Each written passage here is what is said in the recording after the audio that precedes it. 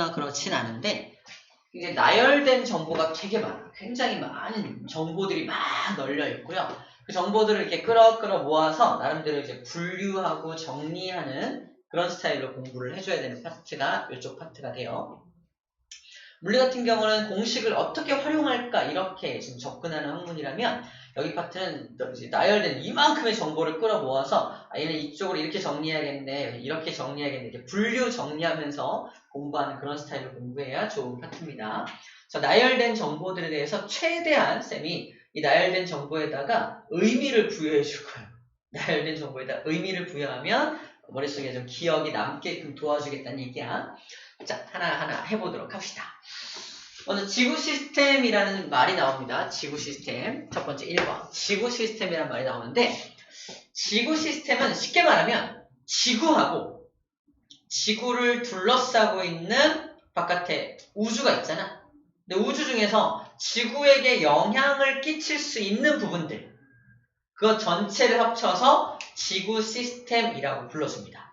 그러니까 지구를 이제 잘 돌아가게, 지구가 운영될 수 있게 도와주는 또는 구성하고 있는 모든 요소를 지구 시스템이라고 해요. 그래서 문제, 태양도 지구에게 영향을 끼치냐 안 끼치냐? 끼치고 있죠? 엄청나게 많은 영향을 끼치고 있어. 그러므로 태양도 지구 시스템 안에 들어간다 안 들어간다? 들어간다라고 말하는 겁니다. 자, 지구 시스템의 정의를 좀 봐봐. 지구 시스템이란, 자, 체크해볼게. 지구를 구성하는 요소들이 이제 시스템화 되어 있는 거다라고 되어 있습니다. 자, 지구를 구성하는 요소들이 시스템을 이루고 있는 것과 그 다음에 태양계의 역학적 시스템 안에 존재하는 요소로서 태양계에 속해 있는 모든 것들도 다 지구에게 영향을 끼치니까 지구 시스템 안에 들어간다라는 말을 해주고 있는 거죠. 좀 어렵게 써놨죠? 근데 이걸 보면 확실히 알 수 있습니다. 지구 시스템을 구성하는 요소가 그래서 기권부터 생물권까지는 어디 들어있는 거야? 지구 안에 들어있잖아. 대기권, 지구에 있는 땅덩어리, 지구에 있는 물, 지구에 사는 생물들 다 지구 안에 들어있는데 외권이란 녀석은 지구 바깥을 말하거든? 지구 바깥에 있는 것도 무슨 시스템이다? 지구 시스템이다라고 말하고 있는 부분이 독특한 점인 거야. 근데 왜 외권을 지구 시스템에 넣어놨냐? 지구한테 영향을 주니까. 그죠? 지구에게 영향을 주고 있으니까 외권도 지구 시스템의 구성 요소라고 할 수 있다라는 겁니다. 자, 그림으로 표현하면 이렇게 그림으로 그려져 있습니다. 이게 전체 지구 시스템을 그림으로 표현하는 건데 지구에 있는 땅덩어리, 직권, 지구에 있는 물, 수권, 지구에 있는 공기, 기권, 지구에 사는 생물들, 생물권, 그러니까 지구 안에 있는 거 당연히 지구 시스템이고요. 지구 바깥에 있는 외권도 역시 지구에게 영향을 끼치므로 외권도 역시 지구 시스템에 속하고 있다는 거 잘 체크해 주면 됩니다. 됐죠? 그래서 굳이 지구 시스템을 설명할 때 태양계를 먼저 설명하고 있는 이유가 이 태양계 안에 있는 모든 이런 태양을 비롯한 행성, 위성, 소행성 이런 것들이 이제 전체적으로 우리 지구에게 영향을 끼치고 있기 때문에 다 지구 시스템 안에 들어가는 외권에 속해 있는 것들이다 라는 말을 해주고 있는 겁니다. 자, 요거 잠깐 체크하고 갈게요. 태양계 안에서 중력이 어떤 영향을 끼치느냐. 우리 중력에 대해서 저번에 잠깐 배웠는데 봐봐. 우리 예전에 배웠던 건데 태양계가 형성될 때 커다란 태양계 성운이 막 수축되다가 뭐 회전도 하고 하면서 중심부에서 태양이 만들어지고 주변부에서 행성들이 만들어지고 이런 것들을 옛날에 배웠거든요. 중요한 건 그 태양계가 그래서 태양계라고 하는 전체적인 요 시스템은 한꺼번에 쫙 만들어진 거야. 태양이 만들어질 때 지구도 만들어진 거고 태양이 만들어질 때 목성도 만들어진 거고 다 같이 만들어진 거다라는 말 하고 있는 겁니다. 근데 그 태양계가 만들어질 때 이 태양계 성운들이 수축하고 이렇게 압축되고 하는 것들이 다 무슨 영향이다? 중력의 영향 때문에 태양계가 만들어질 수 있었다. 그 얘기를 하고 있는 거야. 태양계성운 안에서 태양이 탄생을 하고요. 태양이 만들어지고 미행성체들이 충돌해서 행성이 만들어지는 것들까지 다 충돌, 만나는 것들이 다 중력의 영향 때문에 가능한 것이다 라는 말을 하고 있는 겁니다. 지구 시스템도 중력 때문에 만들어진 것이다 라는 얘기를 하고 싶은 거야 지금. 두 번째, 지구가 태양으로부터 멀리 떨어져 나가지 않고요. 태양 주위를 돌 수 있는 이유도 무엇 때문이다? 태양과 지구 사이에 중력 때문이다 라는 말을 하고 있는 겁니다. 중력 때문에 일정한 거리를 이렇게 움직이고 있는 거야 라는 말을 하고 있는 거고, 다양한 대기 성분들이 지구를 떠나지 않고 지구 주변에 붙어있는 이유도 지구의 중력 때문이죠. 지구가 중력이 사라지면 우리도 죽어요. 몸이 둥둥 뜨고 좋지 않을까요? 아니야. 산소도 다 날아가 버리기 때문에 숨을 쉴 수가 없어요. 그래서 죽을 수 있습니다. 몸 둥둥 떠서 좋은 거 아니야. 대기 성분들이 지구에 붙잡혀 있는 것도 중력 때문이다 라고 말하고 있는 거고요. 자, 직권이 여러 개의 층으로 나눠졌다. 이건 뭐냐면 이제 아주 과거에 기억나나? 지구가 운석들이 막 충돌하는 중에는 지구가 전체가 마그마의 바다, 용암의 바다였던 적이 있어요. 용암의 바다일 때 지구 전체가 액체야. 지구 전체가 액체인 상태였을 때 무거운 게 안으로 가라앉고 가벼운 게 위로 뜬 거야. 그때 무거운 것들이 가라앉아서 형성된 게 내핵, 외핵과 같은 금속성 물질로 된 핵이었고요. 중간에 멘틀 있고요. 그 다음에 지각이 가장 가벼우니까 맨 바깥에 떴던 거잖아. 이렇게 지각, 멘틀, 외핵, 내핵과 같은 층상 구조가 나눠진 것도 무거운 게 안으로 가라앉았기 때문이잖아. 자, 무겁다, 가볍다 개념도 중력이라는 거야. 중력 때문에 무거운 게 가라앉은 거고 중력 때문에 가벼운 건 위로 뜬 겁니다. 이해돼요? 중력 덕분에 그래서 지구에 있는 그 권이, 직권 전체가 지각, 멘틀, 외핵, 내핵 4개의 층으로 분류된 것도 다 중력 덕분이다 라고 말하고 있는 겁니다. 됐나요? 아하, 그렇구나. 지구 시스템 설명할 때 태양계를 먼저 설명을 좀 하고 있습니다. 태양계 구성 요소, 지구 시스템의 구성 요소가 이런 것들이다 라고 먼저 설명을 좀 해주고 있습니다. 제일 중요한 그림이 이거예요. 외권도 지구 시스템에 속한다 라는 정도로 정리하면 1번은 끝이 납니다. 그렇구나. 자, 이제 기권부터 좀 설명을 할게요. 기권. 자, 기권은 우리 중학교 때 열심히 공부했던 기억이 나는데 기권 그림을 좀 길게 놓고서 좀 볼게요. 자, 기권입니다. 그냥 기권. 자, 기권이 뭐냐면 기권은 앞에 대자가 생략된 거야. 대기권을 다른 말로 기권이라고 합니다. 자, 지구가 이렇게 있으면 봐봐. 지구의 반지름은 6,400km쯤 됩니다. 근데 지구를 둘러싸고 있는 공기층이 있잖아. 이 공기층이 꽤 두꺼워요. 꽤 두꺼워서 이만큼이다. 옛날 우리 조상들이 하늘을 딱 쳐다보고 하늘을 했던 게 이게 1000km라서 그래요. 어디까지 믿는 거야? 아무튼 기권의 높이가 1000km인데 우연의 일치인지 몰라도 하늘에다가 무슨 자로 붙여놨어? 하늘 1000자로 붙여놨죠? 근데 조상들이 하늘이 1000km인 걸 혹시 알아서 그런 거 아닐까? 나는 그렇게 생각해요. 아무튼 1000km. 그래서 기권의 전체 높이는 몇 킬로미터다? 1000km입니다. 우리 책에 써 있습니다. 기권, 지구를 둘러싸고 있는 약 1000km 두께의 공기층이라고 써 있죠. 기권의 두께가 1000km라는 거 먼저 기억해야 되고요. 그 기권을 4개의 층으로 지금 나누고 있는 거야. 기권을 4개의 층으로 나누는데, 자, 층 봐봐. 체크. 11km, 50km, 80km 끝. 첫 번째 층은 0부터 11, 두 번째 층은 11부터 50, 세 번째 층은 50부터 80, 네 번째 층은요? 80부터 1000. 이해돼요? 다시 말해서 대기권이 이만큼이라면 이게 여기가 1000km라고 한다면 층상 구조가 어떻게 나눠져 있는 거다? 요딴 식으로 나눠져 있는 거란 얘기예요. 이해됩니까? 무슨 말이지? 맞잖아. 여기가 80이니까 여기가 80이니까 80부터 1000까지가 모두 4번째 층이란 말이야. 근데 이걸 이렇게 그려놓으니까 마치 1000km가 적당하게 나눠져 있는지 알지만 실제 비율은 이 정도의 비율로 나눠져 있는 거란 얘기입니다. 어떤 얘기인지 알겠죠? 10권, 마지막 4번째 층이 엄청 두껍다는 것도 알 수가 있네요.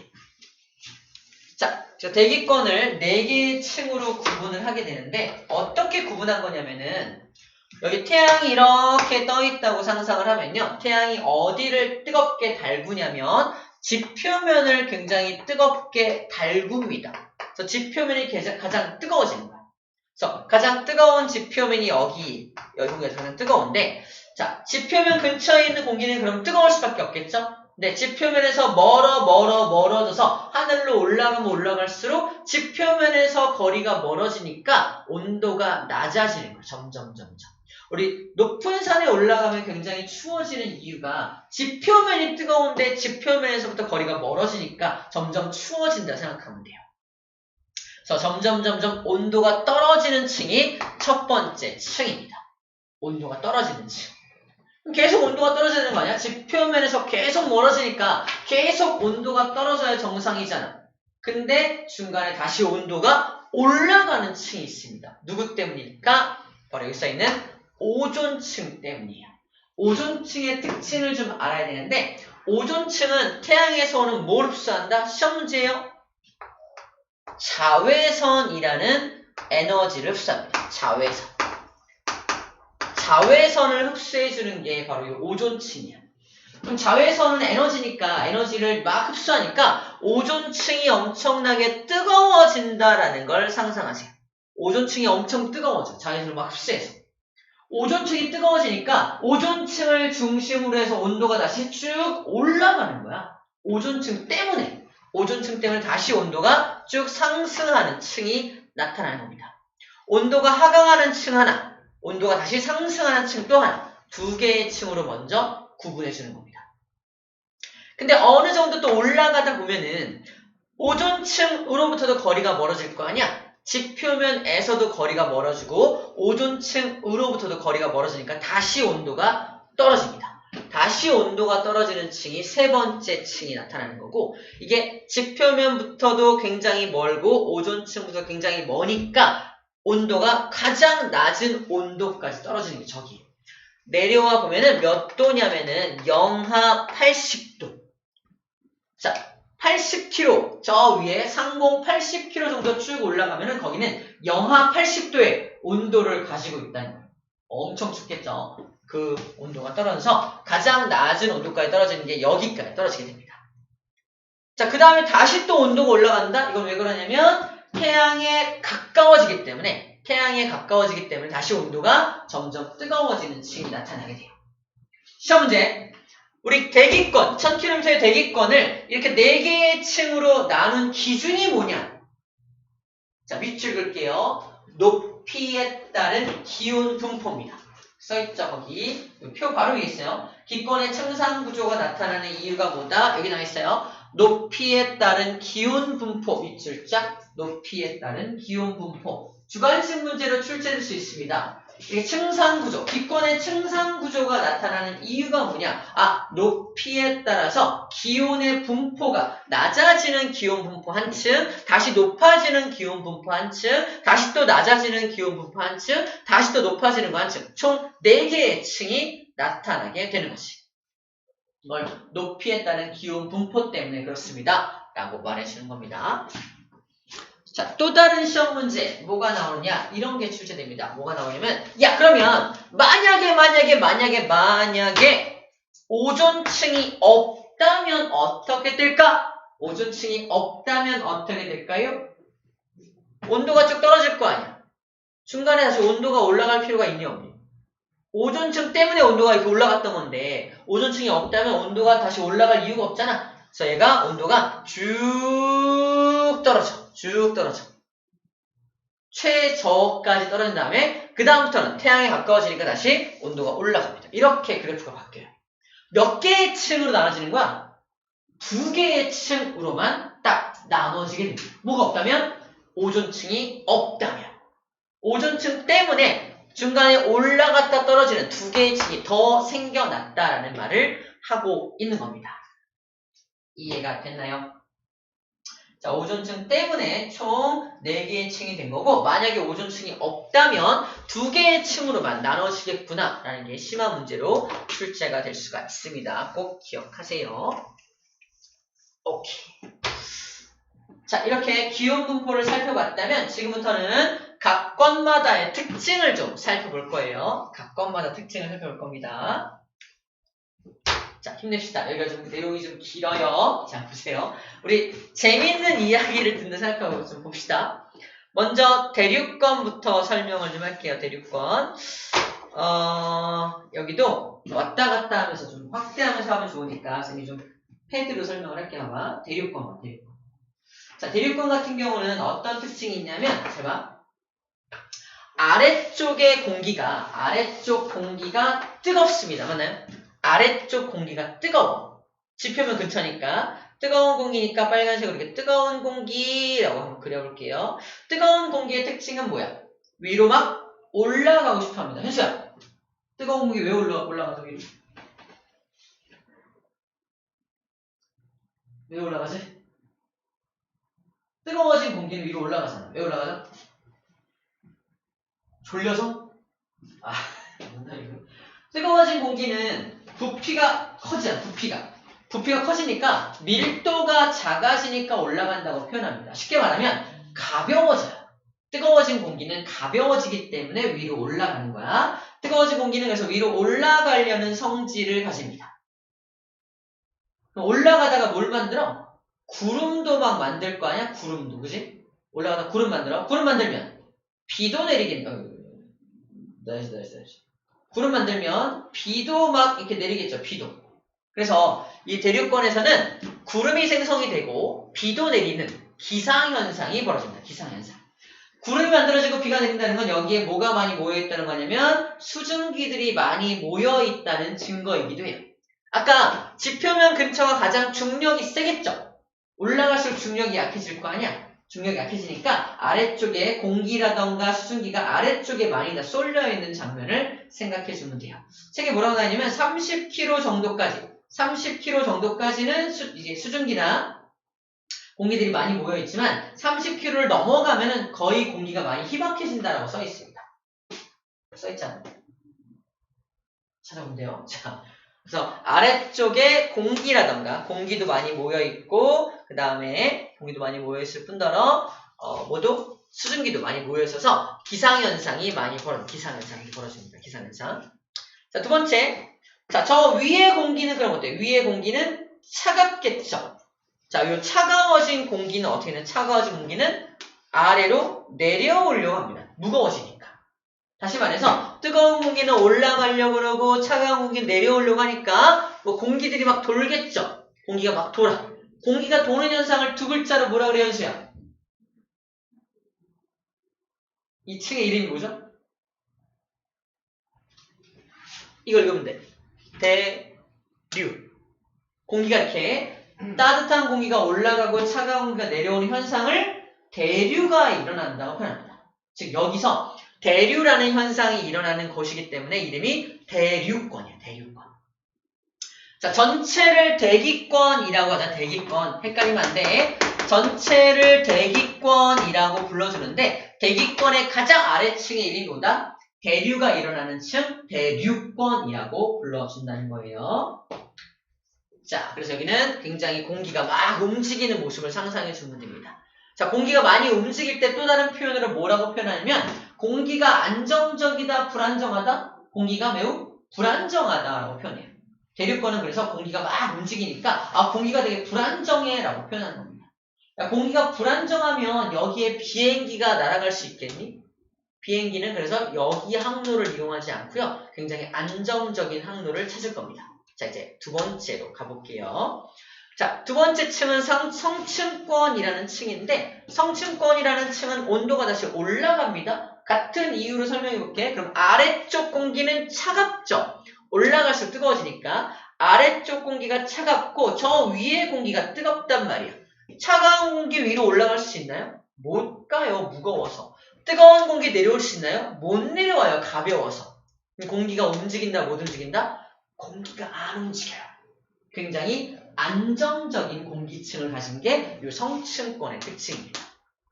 그래서 비행기 타봤죠? 처음에 비행기가 훅 올라갈 때는 막 떨리는데 어느 정도 올라가다가는 다시 아주 고요하게 쫙 날아가잖아. 그때 안전벨트 풀고 화장실로 갈 수 있고 그러잖아요. 이게 어디에 진입한 거다? 바로 여기 성층권에 진입을 해서 비행기 항로로 이용하는 거예요.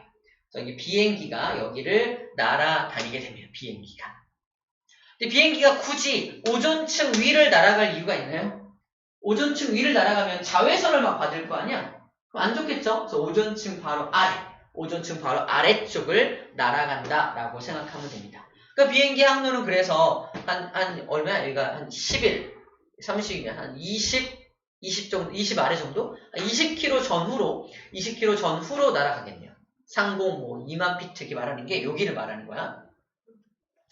그렇겠네. 비행기 항로를 이용하겠네. 여긴 대류가 일어나 안 일어나? 대류는 일어나지 않겠죠? 기상현상 당연히 일어나지 않겠네요.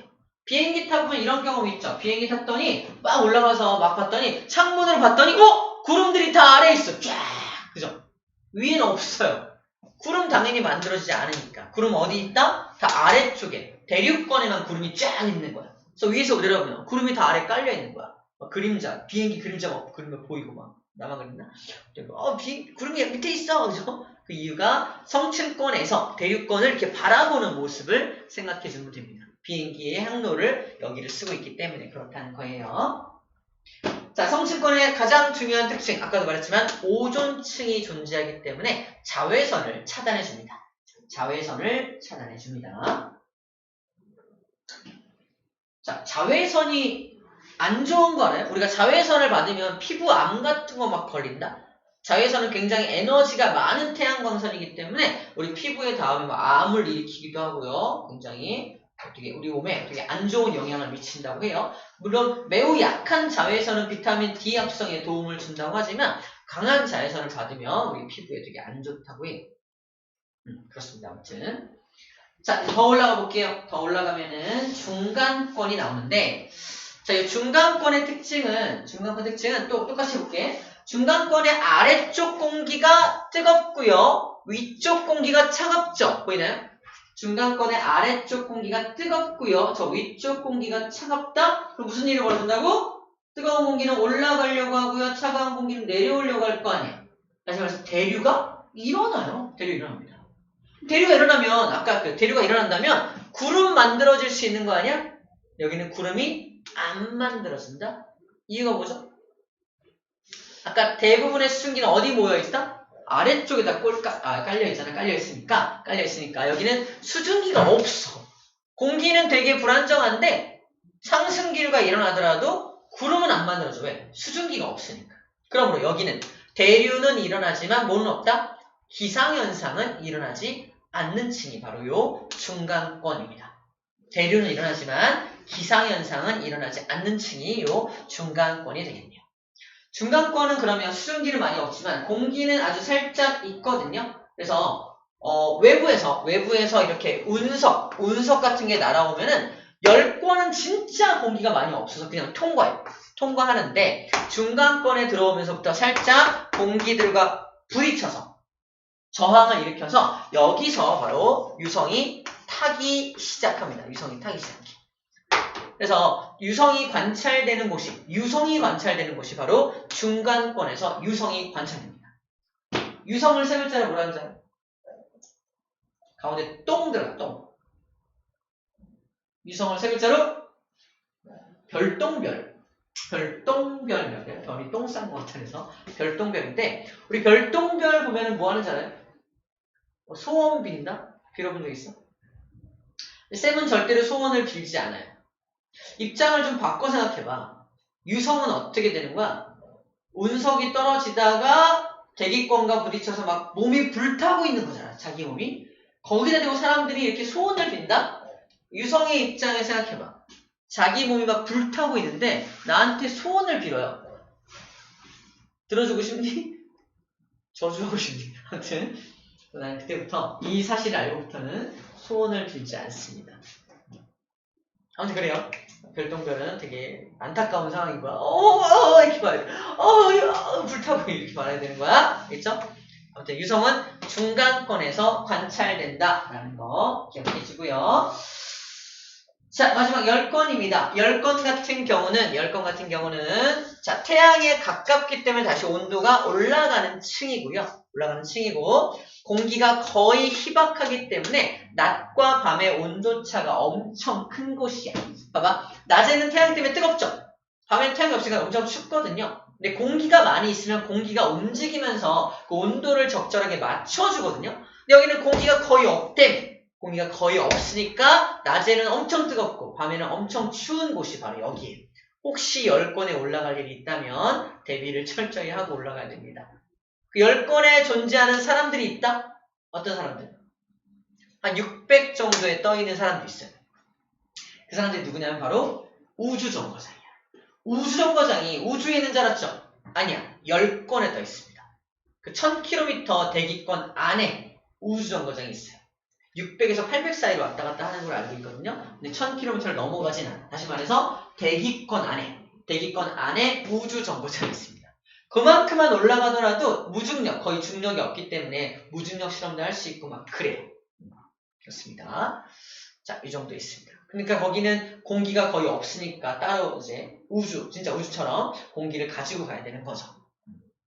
인공위성도 여기를 돌아요. 인공위성도 여기를 돌고 있습니다. 10권을 돌고 있는 거야. 자, 열권의 또 다른 특징. 자, 아까 말씀한 공기가 희박해서 낮과 밤의 온도차가 엄청 크다. 그다음 공기가 희박하니까 유성이 그냥 통과하죠. 마지막, 공기가 희박하긴 하지만 조금의 공기는 있기 때문에 태양에서 날아오는 아주 나쁜 입자가 있어. 잘 봐. 이게 태양이야. 잘 안 보이네. 선. 태양이 엄청 뜨겁죠? 우리 배웠어요. 태양의 중심부가 몇 켈빈이야? 1000만 켈빈이죠. 1000만 켈빈이고 표면 온도만 해도 6000도씨가 넘어갑니다.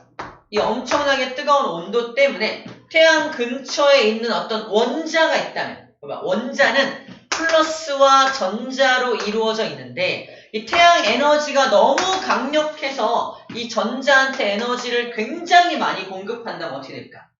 전자가 플러스가 자기를 잡아당기는 인력으로부터 벗어나서 마이너스가 훅 도망칩니다. 얘는 혼자 남아있겠지. 플러스 입자 따로, 전자 따로 막 이렇게 돌아다니는 장면을 상상해주면 됩니다. 에너지가 너무 많으면 플러스 마이너스 입자로 이렇게 나눠집니다. 이걸 이온화 된다라고 표현하고요. 대전된 입자가 만들어진다라고 하는데 굉장히 불안정한 물질이야. 이게 지구를 향해서 날아오는 겁니다. 태양이 이 원자를 막 분열시켜서 이온화시켜서 지구로 확 쏴준단 말이에요. 그 지구에 이게 도달하면 어떨까? 안 좋겠죠. 굉장히 유해한 물질이야.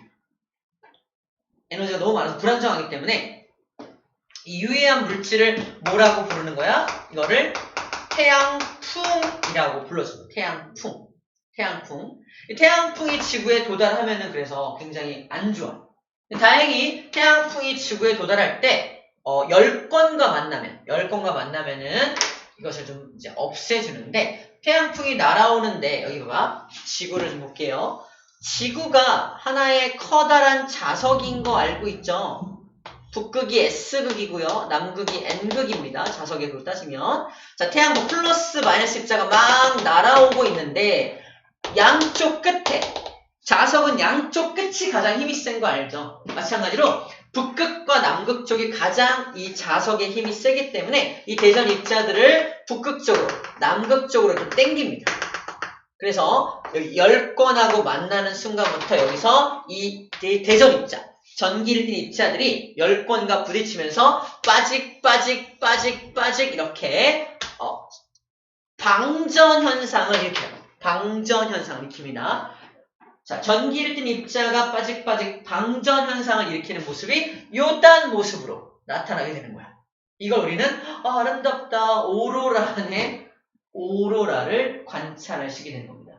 그래서 오로라를 관찰할 수 있는 건 어디서 관찰할 수 있다? 북극 근처, 남극 근처에서 관찰할 수 있는 거야. 그래서 우리나라는 오로라를 관찰할 수가 없어요. 우리나라는 여기쯤에 있으니까 대부분의 대전 입자가 북극 근처, 남극 근처로 날아가기 때문인 거죠. 이 인력에 이끌려가지고. 그래서 우리가 오로라를 관찰하려면 그래서 고위도 지방으로 이렇게 여행을 가면 관찰할 수 있습니다. 우리나라에서는 평생을 있어도 관찰하기 어려울 거예요. 특별한 일이 없는 이상. 자, 그래서 오로라는 그래서 10권에서 관찰된다라는 얘기까지 정리를 해 주었습니다. 자, 방금 한 얘기들이 다 우리 책에 쫙 써져 있어요. 써져 있고, 이 층상 구조에 대한 걸 먼저 정리를 좀 해봤습니다. 자, 이제 일반적인 얘기를 좀 해볼게요. 일반적인 얘기. 자, 기권의 구성 성분. 우리 이건 알고 있는 내용입니다. 대기권에는 공기들이 차 있는데, 이 공기의 대부분, 78%는 뭐다? 질소가 차 있죠. 그 다음에 21%가 산소가 차 있습니다. 질소랑 산소만 합쳐도 몇 프로예요? 더해봐. 99%예요. 질소, 산소만 더해도 99%고 세 번째로 많은 게 아르곤입니다. 아르곤. 네 번째 이상이 이제 이산화탄소. 되게 조금밖에 안 늘었잖아. 이산화탄소가 근데 요 조금밖에 안 늘었는데 이게 양이 늘어난다고 지금 난리가 났죠? 그죠? 아무튼 그렇습니다. 질소, 산소가 훨씬 더 많다는 거 알고 있으면 되겠습니다. 오로라의 아름다운 모습을 또 보여주고 있네요. 뭐 인생 살면서 한 번쯤은 보러 가야 되지 않을까 싶네요. 그 다음에 아까 성층권에 있었던 오존층은요. O3를 오존이라고 말합니다. O3 산소가 달라붙어서 O3를 만들면 이게 오존이라는 물질이 되고요. 오존을 가지고 층을 만든 게 오존층이 됩니다. 자, 오존층 체크해보자. 20에서 30kg라고 써있어요. 뭔 소리냐면 오존층이 그냥 얇은 층인 줄 알면 안 돼요. 한 10kg 정도 되는 굉장히 두꺼운 층입니다. 10km면요. 10km면 미터로 따지면 10,000m죠. 10,000m. 10,000m면 우리 집을 지을 때 쌤 키가 크니까 한 2m 정도로 집을 하나를 만든다고 친다면 5,000층이야. 5,000층의 건물이 있다고 생각하면 돼. 10km면 5,000층짜리 건물이 있는 거야. 그 5,000층짜리 건물만큼 오존층이 있다고요. 하늘에. 상상이 좀 돼요? 어마어마하게 두꺼운 층입니다. 근데 그 엄청 두꺼운 층도 뭐하고 있다? 사람들이 쓰는 어떤 프레온가스나 이런 것 때문에 뚫리고 있어. 그래서 오존층이 뚫린 거를 이제 오존이 뚫린 홀, 이렇게 구멍이라고 말하는데, 오존층의 두께가 얇지 않다는 얘기를 하고 있습니다. 거기에 자외선이 흡수가 되어서 뜨거워진 장면까지 함께 상상해주면 됩니다. 오존층이 굉장히 두껍구나 생각하면 돼요. 자, 그리고 아까 이거죠. 오존층이 사라진다면 체크해놔. 오존층이 사라진다면 두 층으로만 구분이 될 것이다 라는 거예요. 오존층 때문에 중간에 꺾이는 게 나타나는데 그게 사라지면 두 층으로만 구분될 것이야 라고 말하고 있는 겁니다.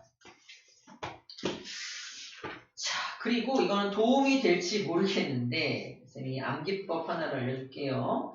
아래서부터 층의 이름이 대류권, 성층권, 중간권, 열권이잖아. 그죠? 빅뱅 멤버 중에 대성이라고 있는 거 알아요, 혹시? 다 모르더라. 뭐, 지드래곤, 탑, 승리 이런 애들 아는데, 대성이를 모르더라고요. 대성이란 친구는 근데 약간 좀 이렇게 트로트 부르고 막 그래요, 그 친구는.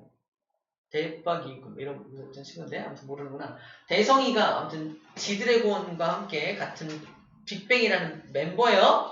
근데 거기 빅뱅에 들어가기 쉬웠을까, 어려웠을까? 약간 들떨어졌기 때문에 좀 어려웠어요. 그래서 걔가 빅뱅에 들어가기 위해서 중간에 10권 정도의 책을 읽어요. 누가? 대성이가. 대성, 중간, 10권 보이나요? 대성이가 중간에 10권의 책을 읽었다.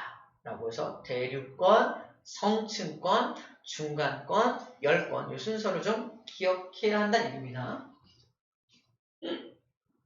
쌤은 희생해서 알려주고 있는 거야. 창피해 죽겠어요. 이렇게 암기를 해줘야 됩니다. 나머지는 다 우리가 정리했던 부분들이 다 여기 정리가 되어 있습니다. 얘기를 다 했던 부분이야. 자, 마지막 기권의 역할입니다. 기권은 지구에서 어떤 역할을 하는지에 대한 부분입니다. 첫 번째, 이게 이산화탄소와 수증기가 대기권 안에 들어있죠. 이 이산화탄소 수증기가 뭐냐면 바로 온실기체입니다. 온실기체. 이걸 온실기체라고 해요. 온실기체. 자, 온실기체가 뭐냐면 온실 효과를 일으키는 기체야. 그럼 온실 효과가 뭐냐? 간단하게 정리하면 이렇습니다. 만약에 지구가 대기권이 없다면 태양 에너지가 이렇게 들어오잖아. 태양 에너지가 이렇게 들어왔다가 바로 이렇게 지구가 뿜어냅니다. 그럼 지구의 평균 기온이 쌤이 알기로 영하 80도 정도로 유지가 돼요. 그러니까 지구에 대기가 없다면 지구의 평균 기온이 한 영하 80도래요. 사람이 살 수 있나요? 못 살겠죠? 근데 여기에 지구에 대기권이 있으면 어떻게 되냐면 태양 에너지가 이렇게 들어오잖아. 들어왔다가 밖으로 나가는데 여기 온실기체가 이렇게 이산화탄소 수증기 같은 온실기체가 많이 들어있으면은 이 온실기체가 나가는 놈을 잡아서 다시 지표면으로 한 번 더 튕겨냅니다. 땅! 튕겨내요. 그럼 지표면이 한 번 더 달궈질 거 아니야? 한 번 더 달궈진 다음에 결국 나중에는 저온 에너지로 나가게 되긴 되는데 한 번 더 달구는 효과 때문에 지구의 평균 기온이 12도씨인가 18도씨인가 이렇게 약간 온도가 상승한다는 겁니다. 지구를 따뜻하게 유지시켜주는 기능을 얘네가 담당해주고 있다는 거죠. 온실기체가. 지구에는 그래서 대기권이 있기 때문에 따뜻하게 유지가 되고 있다는 겁니다. 마치 뭐처럼? 온실처럼. 이 효과는 온실효과라고 불러주는 거예요. 그래서 온실효과. 그래서 온실효과는 지구에 꼭 필요합니다. 온실효과라는 건 지구에 꼭 필요해. 꼭 있어야 돼. 안 그러면 다 얼어죽어. 근데 문제점은 뭐다? 저 온실기체가 너무 많아져. 특히 이산화탄소가 너무 많아져가지고 온실효과가 너무 심해지는 거야. 온실효과가 너무 심해진 걸 뭐라고 한다? 심각해진 게 그게 지구온난화야. 그러니까 지구온난화는 나쁜 거야. 하지만 온실효과는 좋은 겁니다. 온실효과는 있어야 되지만 너무 심해진 게 지구온난화니까 지구온난화는 이제 없어져야 되는 거죠. 지구온난화는 일어나면 안 됩니다. 그래서 이산화탄소 양을 줄이기 위해서 세계 각국에서 노력을 하고 있는 거예요. 아무튼 기권은 이런 역할을 담당하고 있다. 온실효과를 일으켜서 지구를 보호하고 있다라는 얘기를 하고 있고요. 두 번째, 자, 오존층이라는 것이 기권에 존재하기 때문에 지표면에 자외선이 도달하지 못하게 도와주고 있는 거죠. 자외선이 들어오는 걸 막아줍니다. 자외선이 들어오면 사람 암 걸린다 그랬죠? 그럼 안 됩니다. 생물을 보호해요. 세 번째, 유성이 지구를 향해 달려오고 있을 때 중간권을 비롯한 그 기권에서 그걸 다 태워버리잖아. 다 태워버리기 때문에 생명체를 보호하고 지구 전체를 보호할 수 있는 겁니다. 충돌을 막아주는 것도 기권의 역할이 되겠네요. 그 다음에 기권에 있는 이산화탄소가 광합성에 이용이 되고요. 기권에 있는 산소가 우리 호흡에 이용이 되고 있죠. 생물이 살아갈 수 있도록 도와주고 있는 것도 기권의 역할입니다. 자, 여기까지가 기권까지에 대한 정리예요. 와우. 시간이 꽤 걸리죠?